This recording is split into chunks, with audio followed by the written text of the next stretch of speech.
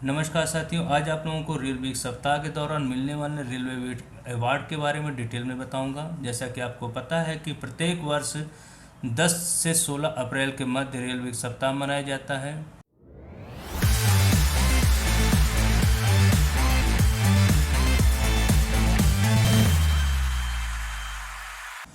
16 तारीख को भारत में प्रथम रेलगाड़ी का संचालन हुआ था। उसी खुशी में, उसी उपलक्ष्य में ये सप्ताह का आयोजन किया जाता है। इसमें रेलवे ने जो भी कार्य किया है, जो अच्छे कार्य किए हैं, रेलवे ने जो भी अचीवमेंट किए हैं, वो सारे सब कुछ इसमें बताया जाता है। उसके अलावा जो बहुत अच्छे कार्य करते हैं कर्मचारी और अधिकारी, उनको प्रोत्साहित भी किया जाता है, उनको अवार्ड भी दिया जाता है। और ये अवार्ड मुख्य रूप से 3 स्तरों पर दिए जाते हैं।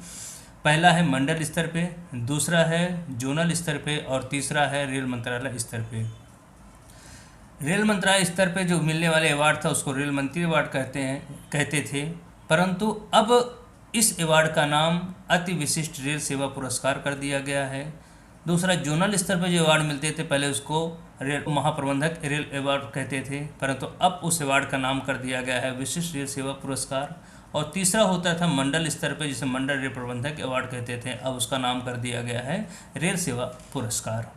इस तीनों पुरस्कारों में कुछ समानताएं भी हैं और कुछ अंतर भी हैं। हम उसी के बारे में डिटेल पढ़ते हैं कि इन अवार्डों को कैसे लिया जाए, या कोई कर्मचारी इन अवार्डों को पाने के लिए क्या क्या कर सकता है, उनको कैसे अवार्ड दिया जाए, या वो क्या ऐसा काम करें, या उन्होंने कोई ऐसा काम किया है तो उस अवार्ड के लिए उनका नॉमिनेशन कैसे हो, इसके बारे में डिटेल आपको बताऊंगा मैं। पहले भी इन अवार्डों की घोषणा होती थी, पहले भी कर्मचारियों को मिलता था, परंतु अब 2024 2023 की बात नहीं कर रहा हूँ मैं, 2024 की बात करूँ, क्योंकि जो भी इसमें बदलाव हो रहे हैं 2024 से हो रहे हैं। और 2024 मतलब कुछ अवार्ड कुछ तो अभी हो रहे हैं, 2023 में तो कुछ बदलाव, परंतु 2024 से बहुत ज़्यादा इसका डिटेल बदलाव हो रहा है। हम उसके बारे में बताएंगे और कुछ चीज़ें इम्प्लीमेंट जो 2023 से हो रहे हैं हम उसके बारे में भी बताएंगे। सबसे पहला यह है कि यह award group C, group D और सिलेक्शन ग्रेड तक के अधिकारियों को ही दिया जाएगा, उसके ऊपर के अधिकारियों को नहीं दिया जाएगा। परंतु 2023 में एक प्रावधान कर दिया गया है कि नॉन फंक्शनल NFSAG में जो अधिकारी हैं उनको भी इस वर्ष दिया जाएगा, परंतु 2024 से उसके बाद SAG स्तरीय मतलब कहने का लेवल 14 या उससे ऊपर के अधिकारियों को अवार्ड नहीं दिया जाएगा, रेल मंत्रालय अवार्ड। अब हम समझते हैं, जैसा कि आपको पता था कि पहले जो रेल मंत्री अवार्ड था, जिसे अब अति विशिष्ट रेल सेवा पुरस्कार कहते हैं, अब इसमें कैश नहीं दिया जाएगा। पहले कैश दिया जाता था, एक मेडल दिया जाता था, सर्टिफिकेट दिया जाता था, परंतु अब कैश नहीं दिया जाएगा। किसी भी स्तर पे, जो भी अवार्ड तीनों स्तर पे हैं वहाँ पे अवार्ड में कैश नहीं दिया जाएगा। अब एक सिल्वर मेडल और मेरिट सर्टिफिकेट दिया जाएगा। और सिल्वर मेडल जो है सिर्फ अति विशिष्ट रेल सेवा पुरस्कार में दिया जाएगा, और विशिष्ट रेल सेवा पुरस्कार और रेल सेवा पुरस्कार में सिर्फ मेरिट सर्टिफिकेट दिया जाएगा। 2024 से जो चेंजेज हुआ है उसका सबसे बड़ा प्रभाव आप कर्मचारियों पर पड़ेगा।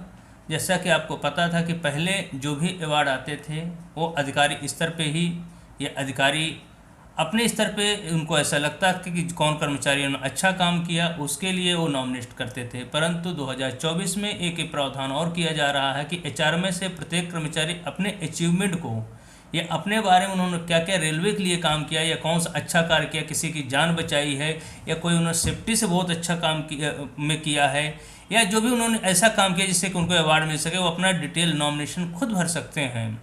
और जब ये नॉमिनेशन HRMA के माध्यम से भरा जाएगा, फिर एक कमेटी के पास जाएगा और कमेटी उस पर डिसाइड करेगी, ये निर्णय लेगी कि क्या इस जो कर्मचारी हैं जिन्होंने नॉमिनेशन के लिए फाइल किया है, अपना डिटेल फीड किया, उन्होंने क्या काम किया है, तो क्या उनको अवार्ड दिया जाएगा। एक कमेटी डिसाइड करेगी, और एक कमेटी की जो भी रिकमेंडेशन है या कमेटी के जो भी डिटेल्स हैं वो सारी डिटेल्स पब्लिक डोमेन में रहेगी। मतलब अब आप एक छिपा नहीं सकते हैं कि हमने इसको देखा नहीं है, इनके नॉमिनेशन को चेक नहीं किया है, ऐसा कुछ नहीं है। अब सारे डिटेल्स कर्मचारी ने क्या नॉमिनेशन पे लिखा और कमेटी ने क्या उस पर व्यू है, कमेटी ने क्या निर्णय दिया, तो सब कुछ पब्लिक डोमेन पे रहेगा। ठीक है, ये तीनों अवार्डों के बारे में है। अब इसके बारे में एक और उन्होंने टाइमलाइन डिसाइड कर दिया है कि ये टाइमलाइन क्या होगी। 2024 से 1 जनवरी को नोटिफिकेशन इशू हो जाएगा तीनों अवार्डों को, और 31 जनवरी तक मतलब 1 महीने तक कर्मचारियों के लिए ओपन रहेगा। कर्मचारी अपने नॉमिनेशन, अपना सेल्फ डिक्लेरेशन, जो भी डिटेल जिस प्रकार से APR भरी जाती है उसी प्रकार से कर्मचारी भी अपना डिटेल HRMS के माध्यम भरेंगे। उसके लिए एक अलग से प्रावधान HRMS में किया जा रहा है। फिर 1 महीने के बाद मतलब 28 फरवरी तक कमेटी के लिए जोनल स्तर पे उसको डिसाइड करने का है कि जो भी कर्मचारी हैं जिन्होंने नॉमिनेशन अपना फीड किया है, भरा है, तो उनकी शॉर्ट लिस्ट कर सकें। और उसके बाद 1 महीने के बाद मतलब 31 मार्च तक इसको कमेटी 31 मार्च तक उसको डिसाइड करेगी। डिसाइड करने के बाद 16 अप्रैल को जो लिस्ट ऑफ अवार्डीज है, मतलब जिनको इनको अवार्ड मिलना है, उनकी सूची नोटिफाइड की जाएगी।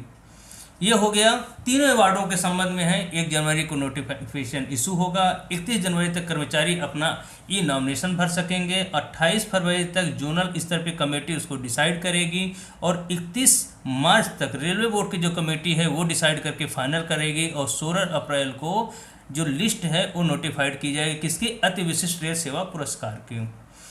और जब भी रेल अति विशिष्ट रेल सेवा पुरस्कार की घोषणा हो जाएगी या उनके नॉमिनी का नोटिफिकेशन हो जाएगा अवार्डीज का, उसके 3 दिन बाद विशिष्ट रेल सेवा पुरस्कार की घोषणा की जाएगी।